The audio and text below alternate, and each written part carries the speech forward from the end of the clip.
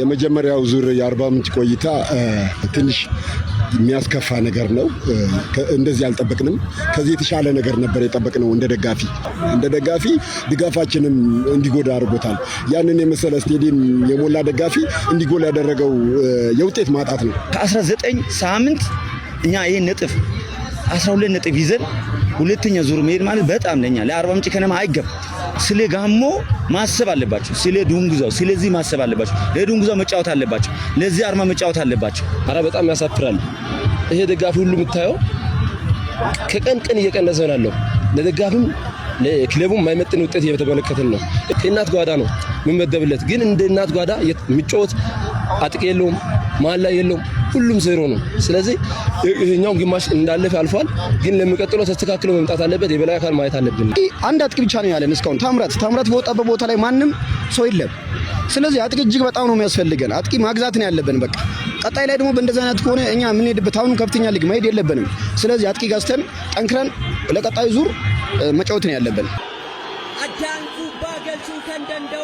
ጎል የሚያገባ አካል ብዙም በዚህ ግማሽ ጨዋታ ጎል ብዙ እየገባ አይደለም። ስናይ ግማሽ ጨዋታ ላይ ጎል እየገባ አይደለም። ለአግቢ የሚያቀብልም የለም። ይሄን ነገር በደንብ አስተካክሎ ቢመጣ ጥሩ ነው እላለሁ። ከመሀል ጀምሮ እስከ አጥቂ ድረስ ያለው በጣም ፓርቱ መስተካከል አለበት ላይ ነው ያለው። ግማሽ ዓመቱን በጣም ለአርባ ምንጭ የማይገባ ውጤት የተመለከተን ነው የምንገኘው። ቲም ስፕሪቱ የለም። ቲም ስፕሪት ማስተካከል አለባቸው። ሁለተኛ ዙር በምንጠብሳ ላይ ቲም ስፕሪት እንዴት ነው መነጋገር አለበት። እኛ እዚህ 20 ላይ መቀመጥ ማለት ለኛ ውርደት ነው። እውነት ለመናገር ውርደት ነው። ለበንችም ሆኖ ተቀይሮ እንገባለን።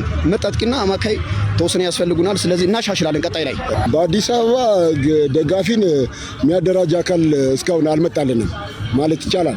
አዳማ ድረስ ይሄዳል፣ አዋሳ ድረስ ይሄዳል።